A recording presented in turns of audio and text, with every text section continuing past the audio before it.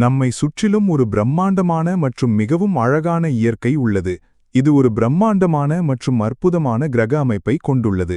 இந்த பிரம்மாண்டமான பிரபஞ்சம் அற்புதமானது, நித்தியமானது மற்றும் சுழற்சியானது, கடவுள், பொருள் மற்றும் ஆன்மாக்களால் ஆனது. உலகம் நித்தியமாகவும் எல்லையற்றதாகவும் உள்ளது. கடவுள் பிறப்பு மற்றும் இறப்பு சுழற்சியை கடந்து செல்வதில்லை, எனவே நித்தியமாக தூய்மையாகவே உள்ளது. கடவுளைத் தவிர பிரபஞ்சத்தில் உள்ள மற்ற அனைத்தும் 3 நிலைகளை கடந்து செல்கின்றன: சதோ, ரஜோ மற்றும் தமோ தூய்மையிலிருந்து கலப்புக்கு, தூய்மையற்றதாக முன்னேறுகின்றன. பிரபஞ்சத்தின் வரலாறு மற்றும் புவியியல் ஒவ்வொரு 5000 வருடங்களுக்கும் வியத்தகு முறையில் மீண்டும் நிகழ்கிறது. இது அண்ட கால சுழற்சி என்று அழைக்கப்படுகிறது. ஆன்மாக்களும் பொருளும் ஒரு உருமாற்ற செயல்முறைக்கு உட்படுகின்றன மற்றும் உலக நாடக சுழற்சியின் முடிவில் முற்றிலும் தூய்மையற்றவாகின்றன. பின்னர் ஒழுங்கின்மை நிலை அதன் மிக உயர்ந்த உச்சத்தை அடையும்போது ஆன்மாக்களையும் பொருளையும் புத்துயிர் பெறச் செய்யும் கடவுளின் செயல் வருகிறது. கடவுளின் மிக உயர்ந்த ஆற்றலுடன் பிரபஞ்சத்தின் வரிசை பூஜ்ஜியத்திற்கு திரும்புகிறது. இது பூமியில் மீண்டும் பொற்காலத்தின் தொடக்கத்தை குறிக்கிறது. பிரபஞ்சத்தின் மாற்றம் மிக உயர்ந்த சக்தி மூலமான கடவுளின் அதி உயர் சக்தி மற்றும் அவரது 108 சக்திகளால் இயக்கப்படுகிறது. தற்போது மிகவும் இரகசியமாக முன்னேறி வருகிறது. மாற்றம் என்பது இயற்கையின் அடிப்படை விதி என்பதால் இந்த மாற்றம் அவசியம். இந்த பிரம்மாண்டமான மற்றும் பரந்த பிரபஞ்சம் கடவுள், ஆன்மாக்கள் மற்றும் பொருளை கொண்டுள்ளது. அவை ஒரு தனித்துவமான தெய்வீக புனித வடிவம் மூலம் தொடர்பு கொள்கின்றன. இந்த அற்புதமான இடைக்கணிப்பு ஆரம்பம் முதல் இறுதி வரை அண்ட சுழற்சி முழுவதும் முடிவில்லாமல் தொடரும் ஒரு நித்திய நாடகத்தை நிலைநாட்டுகிறது. முழு பிரபஞ்சமும் 10 பரிமாணங்களில் உள்ளது மற்றும் 3 உலகங்களை உள்ளடக்கியது. இந்த 3 உலகங்களின் விளக்கங்கள்: அண்ட உலகம் அல்லது ஆன்மா உலகம். இந்த பகுதியில் கடவுள் சிவனும் ஆன்மாக்களும் வசிக்கிறது. இதில் 6வது உறுப்பு ஈத்தரின் பெரிய அளவும் உள்ளது. அண்ட உலகம் என்றும் அழைக்கப்படும் ஆன்மா உலகம் ஈத்தர் ஆற்றலால் ஆன பல பரிமாண சூப்பர் ஒளிரும் மண்டலமாகும். இந்த அண்ட அல்லது ஆன்மா உலகம் இயற்பியல் தளத்திற்கு அப்பாலிருந்து 6 பரிமாணங்களில் நீண்டுள்ளது. இதில் ஈத்தர் ஆற்றலின் பல்வேறு அடுக்குகள் உள்ளன. யோகிகள் இந்த ஆன்மா உலகத்தை சாந்திதம், நிர்வாணதம், பிரம்மலோகம், பரம்தம் மற்றும் 7வது வானம் என்றெல்லாம் குறிப்பிடுகிறார்கள். இது 6வது மூலக்கூறு ஈத்தர் எனப்படும் தங்கத் துகள்களால் முழுமையாக நிரப்பப்பட்டுள்ளது. இந்த அண்ட உலகத்தில் உள்ள வெவ்வேறு பிரிவுகள் வெவ்வேறு மதங்களின் ஆன்மாக்களுக்கு வேறுபட்ட ஆற்றல் நிலைகளுக்கு ஒத்திருக்கிறது. இந்த அண்ட உலகத்தில் அனைத்து ஆன்மாக்களும் முழுமையான அமைதியில், முழுமையான தூய்மையில் மூழ்கியுள்ளன. இந்த அற்புதமான ஆன்மா உலகம் O9 வகை ஒளிரும் ஈத்தர் ஆற்றலால் நிரப்பப்பட்டுள்ளது. இந்த அண்ட ஈத்தர் உலகத்திற்குள்ளே 10வது ஆற்றல் நிலைக்கு ஒத்தான 10வது பரிமாணத்தில் வசிக்கும் உச்ச சக்தி கடவுள் சிவன் இருக்கிறார். அவர் மிகவும் ஒளிரும் மற்றும் மிகவும் சக்தி வாய்ந்தது. அது நம் கற்பனையை மிஞ்சவும் கூடியது. அவர் அனைத்து நற்பண்புகள், நல்ல மதிப்புகள் மற்றும் சக்திகளின் மூலமாவார் மற்றும் அவரது மகிமை வர்ணிப்பதற்கு அப்பாற்பட்டது. கடவுள் சிவனின் மிக உயர்ந்த உணர்வு ஆற்றல் ஆன்மாக்களை தூய்மைப்படுத்தும் மிக ஒளிரும் ஈத்தர் ஆற்றலை விட அதிகமானது. நுட்பமான உலகம். இந்த பகுதி வானத்துக்கு அப்பால் உள்ளது. நுட்பமான உலகம் சங்கம யுகத்தில் உருவாக்கப்பட்டது. ஆன்மாக்களும் பொருளும் ஒரு உருமாற்ற செயல்முறைக்கு உட்படுகின்றன மற்றும் உலக நாடக சுழற்சியின் முடிவில் முற்றிலும் தூய்மையற்றவாகின்றன. ஆன்மாவையும் பொருளையும் மீண்டும் சுத்திகரிக்க கடவுள் பௌத்திக மற்றும் அண்ட உலகங்களுக்கு இடையில் ஒரு நுட்பமான பகுதியை உருவாக்குகிறார். இந்த பகுதி சங்கம யுகத்தில் மட்டுமே உள்ளது மற்றும் நிழலிடா உடலால் மட்டுமே அணுக முடியும். இயற்பியல் உலகம். இந்த உலகம் மனிதர்கள், விலங்குகள் மற்றும் இயற்கையின் 5 கூறுகளின் இருப்பை உள்ளடக்கியது. இயற்பியல் உலகத்தில் 4 பரிமாணங்கள் உள்ளன: 3 இடஞ்சார்ந்த பரிமாணங்கள் மற்றும் காலத்தின் ஒரு பரிமாணம். இறுதியில் இந்த பரிமாணங்கள் முழு பிரபஞ்சத்தின் ஒரு பகுதியாக இருக்கின்றன. ஆன்மா உலகம், நுட்பமான உலகம் மற்றும் பௌத்தீக உலகம். இந்த 3 உலகங்களையும் இணைத்து இதை ஒரு முழு பிரபஞ்சம் என்று அழைக்கலாம் மற்றும் இந்த பிரபஞ்சம் ஒரு முட்டை போன்ற வடிவில் கட்டமைக்கப்பட்டுள்ளது. இயற்பியல் உலகத்தின் 4 பரிமாணங்களுக்கு அப்பால் ஈத்தர் ஆற்றலின் பல்வேறு அடுக்குகள் இருக்கும் அண்ட மண்டலத்தின் 5வது முதல் 10வது பரிமாணங்கள் உள்ளன. இயற்கை 5 கூறுகளை கொண்டுள்ளது: பூமி, நீர், நெருப்பு, காற்று மற்றும் வானம். ஈத்தர் அண்ட உலகத்தின் 6வது உறுப்பு என கருதப்படுகிறது. இது வெவ்வேறு விகிதங்களில் அனைத்து இயற்கை கூறுகளுடனும் கலந்துள்ளது. இயற்கையில் இருக்கும் ஈத்தராற்றல் O6 என்று அழைக்கப்படுகிறது. பொதுவான அறிவியல் புரிதலுக்கு மாறாக பூமி கோளமல்ல, மாறாக ஒரு தட்டையான நிலையான டிஸ்க் ஆகும். விண்மீன் திறன்கள் சூரியன், சந்திரன் மற்றும் பிற வானப்பொருட்கள் இந்த நிலையான பூமியை சுற்றி நிரந்தரமாக சுழல்வதன் மூலம் பூமிக்கு மேலே உள்ள வளிமண்டலத்தை மின்னேற்றம் செய்கின்றன. இந்த அற்புதமான பிரபஞ்ச உலகம் ஒரு ஒயிட் ஹோல் வழியாக இயற்பியல் உலகத்துடன் இணைக்கப்பட்டுள்ளது. இந்த ஒயிட் ஹோல் பிரபஞ்ச மண்டலத்துக்கு ஒரு திறப்பாக செயல்படுகிறது மற்றும் முழு பிரபஞ்சத்தையும் சுற்றும் சக்தியை கொண்டுள்ளது. இது பிரபஞ்சத்தின் ஈர்ப்பு மையமாக செயல்படுகிறது மற்றும் அதன் ஈத்தராற்றலின் மூலம் முழு பிரபஞ்சமும் சுழற்சி கடிகார திசையில் தொடர்ந்து சுழல்கிறது. துருவ நட்சத்திரத்துடன் இணைக்கப்பட்ட பிரபஞ்சத்தின் 108 ஆற்றல் மையங்கள் உள்ளன. அதிலிருந்து அனைத்து விண்மீன் திறன்கள், நட்சத்திரங்கள் மற்றும் கிரகங்கள் ஈத்தராற்றலை பெறுகின்றன. மனித ஆன்மாக்களுக்கு இந்த ஈத்தராற்றல் நமது உடலில் உள்ள 15 டிரில்லியன் செல்களை ஆதரிக்கிறது. இதில் 7 ஆற்றல் மையங்கள் உள்ளன. மனித உடலில் உள்ள அனைத்து ஈத்தரிக்க ஆற்றலும் இயற்பியல் உடலை விட்டு வெளியேறும்போது ஆன்மாவால் பிரித்தெடுக்கப்படுகிறது. இயற்பியல் உலகம் O6லிருந்து O9 வரை உள்ள ஈத்தரின் வெவ்வேறு எல்லைகளுக்குள் இணைக்கப்பட்டுள்ளது. முழு பிரபஞ்சமும் ஒரு ஒருங்கிணைந்த வடிவியல் புலத்தின்படி செயல்படுகிறது. இந்த ஒருங்கிணைந்த வடிவியல் சீரமைப்பு உடலின் 7 ஆற்றல் மையங்கள், பூமியின் 13 ஆற்றல் மையங்கள் மற்றும் பிரபஞ்சத்தின் 108 ஆற்றல் மையங்கள் மற்றும் 5 கூறுகளின் அமைப்பை பராமரிக்கிறது. இந்த அமைப்புகள் மாறும்போது பிரபஞ்சத்தில் உள்ள ஒழுங்கின்மையின் அளவிலான என்ட்ரோபியில் அதிகரிப்பு ஏற்படுகிறது. பின்னர் கடவுள் போலாரிஸ் நட்சத்திரங்கள் மற்றும் ஈத்தராற்றலை பயன்படுத்தி முழு பிரபஞ்சத்தையும் மிக உயர்ந்த ஒழுங்கின்மை நிலையிலிருந்து பூஜ்ய ஒழுங்கின்மை நிலைக்கு மாற்றுகிறார். பொற்காலத்தில் 21 மணி நேரம் பகலும் 21 மணி நேரம் இரவும் இருக்கும். வெள்ளி யுகத்தில் ஒவ்வொன்றும் 18 மணி நேரம் நீடிக்கும். செம்பு யுகத்தில் பகலும் இரவும் ஒவ்வொன்றும் 15 மணி நேரம் நீடிக்கும். இரும்பு யுகத்தில் இரண்டும் 12 மணி நேரம் நீடிக்கும். எதிர்காலத்தில் ஒரு குறிப்பிட்ட காலத்திற்கு 9 மணி நேரம் பகலும் 9 மணி நேரம் இரவும் இருக்கும். பொற்காலம். பொற்காலத்தில் ஈதராற்றல் தொடர்ந்து அண்டமண்டலத்திலிருந்து ஒரு வெள்ளைத்துளை வழியாக இயற்பியல் உலகிற்கு பாய்ந்து தங்கத் துகள்களால் இயற்கையை முழுமையாக சார்ஜ் செய்தது. பூமியில் ஈதராற்றலின் இந்த நிலையான வருகையின் விளைவாக உயிரின உலகம் அதன் மிக உயர்ந்த தூய்மை நிலையை அடைந்தது.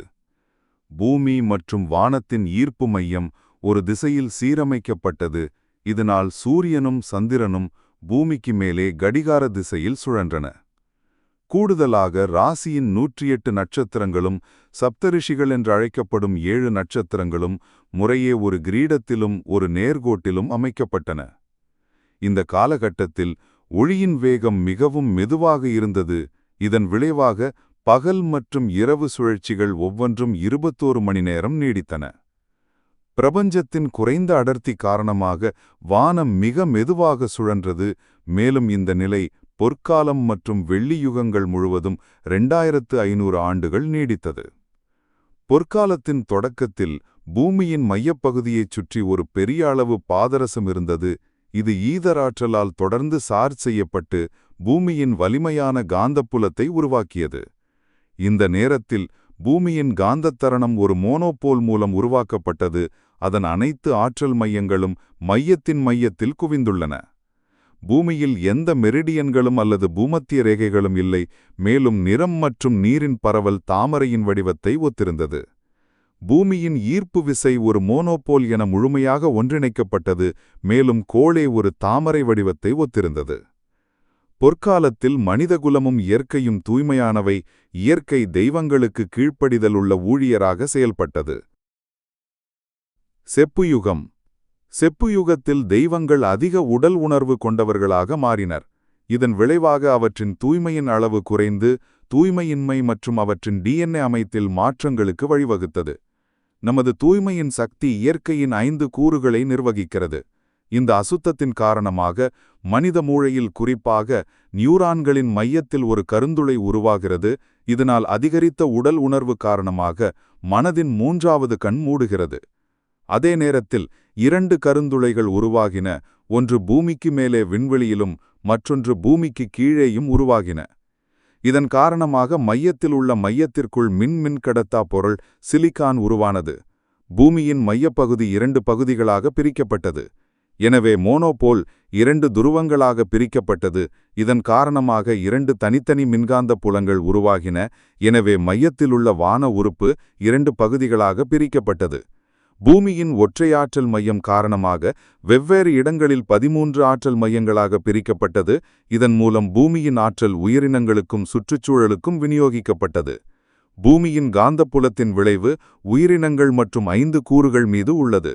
எனவே ஒரு இயற்கை பேரழிவு ஏற்படுவதற்கு முன்பே உயிரினங்களுக்கு ஒரு யோசனை இருக்கும். ஒரு காலத்தில் ஒரே நேர்கோட்டில் சீரமைக்கப்பட்ட வெள்ளை துளை, துருவ நட்சத்திரம் மற்றும் சப்தரிஷிகள் தொந்தரவு செய்யப்பட்டு வெவ்வேறு திசைகளில் பரவின.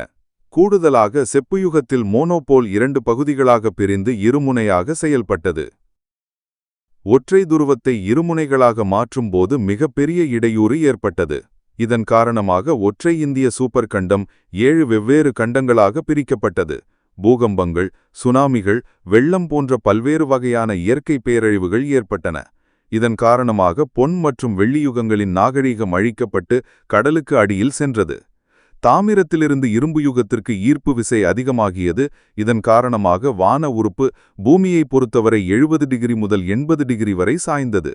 பூமியின் மைய ஈர்ப்பு 23.5 டிகிரி வரை சாய்ந்தது. இப்போது பூமியின் மையப்பகுதி முழுவதும் கிடைக்கக்கூடிய பாதரசம் சிலிக்கானாக மாற்றப்பட்டது. இது ஒரு குறைகடத்தியாக செயல்படுகிறது.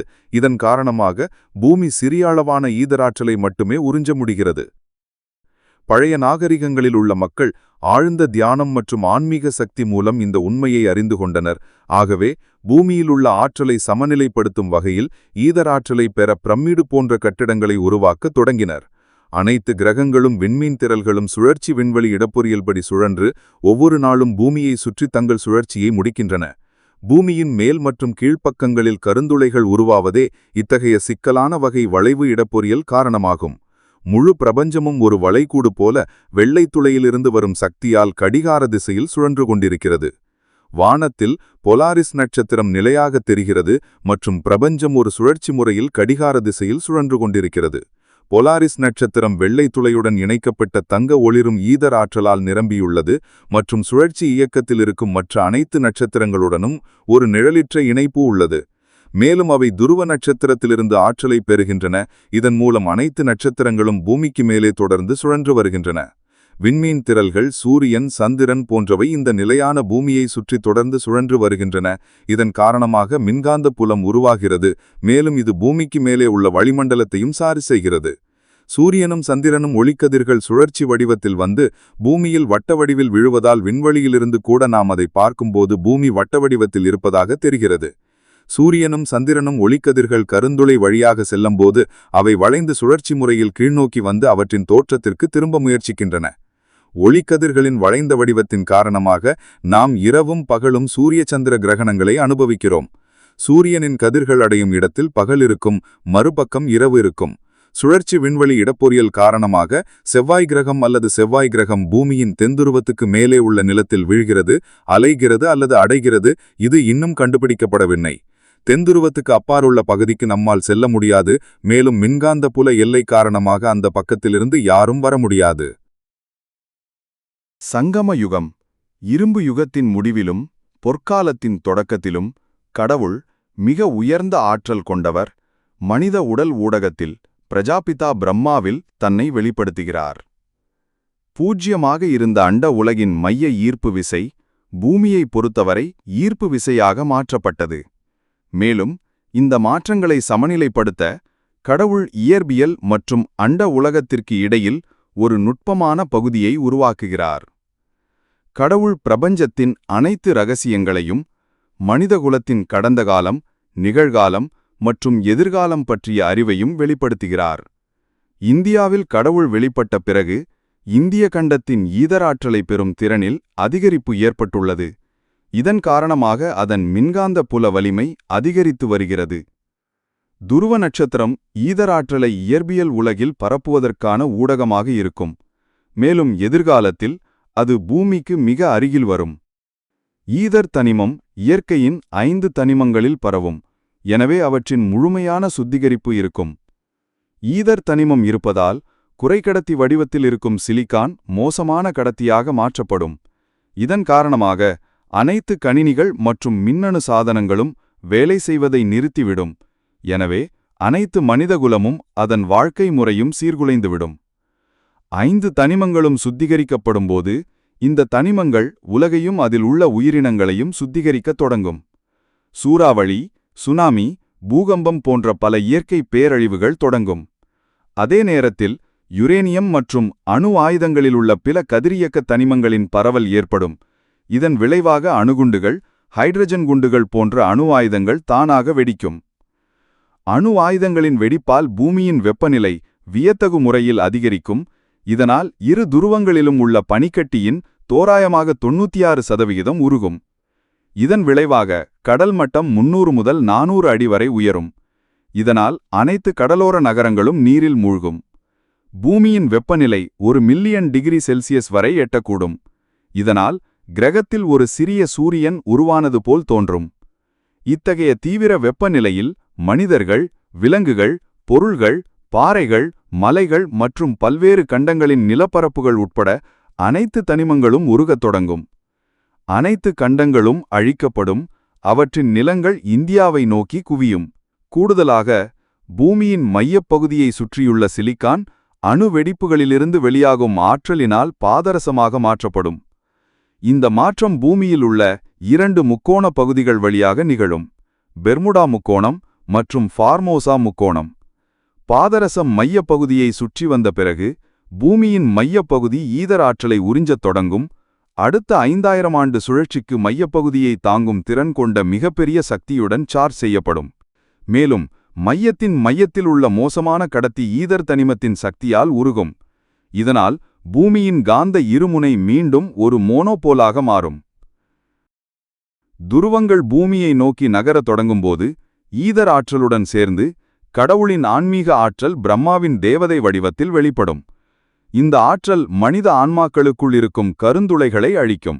இதனால் நமது ஆழ்மனங்கள் முழுமையாக திறக்க அனுமதிக்கும். கடவுளின் மிக உயர்ந்த ஆற்றலால் ஆன்மாக்கள் சுத்திகரிக்கப்படும். இந்த ஆற்றல்களை ஒருங்கிணைக்கும் ஊடகமாக செயல்படும் துருவ நட்சத்திரம் எனவே கடவுளின் ரசவாதம் என்று அழைக்கப்படுகிறது. பூமிக்கு மேலேயும் கீழேயும் உள்ள வான உறுப்புகளில் உள்ள கருந்துளைகள் ஈதராற்றலால் அழிக்கப்படும். தென் துருவத்திற்கு அப்பாலுள்ள நிலம் அனைவருக்கும் தெரியும். பூமியின் 2 துருவங்களிலும் முன்னர் அனுப்பப்பட்ட செயற்கைக்கோள்கள் தெளிவாக தெரியும் என்பது பூமி ஒரு கோளத்தை விட ஒரு தட்டை வட்டு என்பதை வெளிப்படுத்துகிறது. இன்றும் இந்த நிலத்தில் டைனோசர்கள் உள்ளன. இரும்பு யுகத்தின் போது இயற்கையின் கார்பன் தனிமத்திலிருந்து இந்த வகையான இனங்கள் உருவாக்கப்பட்டன. ஏனெனில் அத்தகைய உயிரினங்களின் வளர்ச்சிக்கு செல் உயிராற்றல் தேவை மிகவும் குறைவாக உள்ளது. டைனோசர்கள் ஒரு குறிப்பிட்ட காலத்திற்கு நம் உலகில் அலைந்து திரிவதை காண்போம். இந்த விலங்குகள் நம் உலகிற்குள் வர முடியாது மற்றும் தென்துருவத்தின் காந்தப்புல சுழற்சி வெளிவடிவ இட தொப்பலாஜி காரணமாக நாம் அங்கு செல்ல முடியாது. பூமிக்கு மேலேயும் கீழேயும் உள்ள கருந்துளைகள் அழிக்கப்படும்போது தென்துருவத்திற்கு அப்பால் உள்ள நிலத்திலிருக்கும் டைனோசர்கள் போன்ற விலங்குகள் நம் உலகிற்கு வந்து ஈதர் ஆற்றலால் அழிக்கப்பட்டு தரையில் புதைக்கப்படும். இது அடுத்த அண்ட சுழற்சியின் இரும்பு யுகத்தின் முடிவில் நமக்கு எண்ணெயும் வாயுவும் தரும். ஈதர் ஆற்றலும் கடவுளின் மெட்டாபிசிக்கல் ஆற்றலும் முழு பிரபஞ்சத்தையும் மீட்டமைக்கும். ஈதர் சக்தியால் மனிதர்கள் மற்றும் உயிரினங்கள் முழுமையாக மாற்றப்படுவார்கள். மேலும் கடவுளின் சக்தியும் ஆன்மாக்களின் தூய்மையும் பிரபஞ்சத்தில் ஆற்றலை குவிக்கும். எனவே அதன் என்ட்ரோபி 0ஆக இருக்கும். மாற்றத்தின்போது பூமியின் ஈர்ப்பு மையம் மவுண்ட் அபுவுக்கு கீழே இருக்கும். அங்கு அதிக அளவு பாதரசம் கிடைக்கிறது. பூமியின் ஈர்ப்பு மையம் அண்ட உலகின் வெள்ளைத்துளையுடன் ஒரு நேர்கோட்டில் சீரமைக்கப்படும். வெள்ளைத்துளை தலைகீழே கிளிக் செய்யும் முறைமுகத்தின் மூலம் திறக்கும் மற்றும் அனைத்து ஆன்மாக்களும் வெள்ளைத்துளையின் வாயிலை திறந்த பிறகு கடவுள் நீதிபதியாக சுத்திகரித்த பிறகு ஆன்மாவின் உலகத்திற்கு திரும்ப செல்லும் பயணத்தை தொடங்கும். உருமாற்ற செயல்முறையை முடித்த பிறகு இந்தியாவில் பொற்காலம் தொடங்கும். அங்கு டிடிகள் ஸ்ரீ கிருஷ்ணரும் ஸ்ரீ ராதையும் பிறப்பார்கள். அதன் 5000 ஆண்டு சுழற்சி முடிந்த பிறகு மீண்டும் உலக நாடகமாக மீண்டும் நிகழும். கடவுளுடன் உடன் இருந்து அவரது போதனைகளின்படி தங்கள் வாழ்க்கையை வாழும் ஆன்மாக்கள் வரும் பொற்காலத்தில் டிடிகளாக மாறி சொர்க்கத்தில் அமைதி, செழிப்பு, ஆரோக்கியம், செல்வம் மற்றும் மகிழ்ச்சியை அனுபவிப்பார்கள். இது மிகச் சிறந்த ரகசியம். கடவுளின் விருப்பத்தால் மட்டுமே வெளிப்படுத்த முடியும் அற்புதமானது மற்றும் அதிசயமானது. இரும்பு யுகத்திலிருந்து பொற்காலமாக வெறும் வருட சுழற்சியின் மாற்றம் மனிதகுலத்தின் வரலாற்றில் மிக உயர்ந்த நிகழ்வு. இது நடக்கப் போகிறது ஃபெய்ரி டேல்களில் கூட காணப்படவில்லையே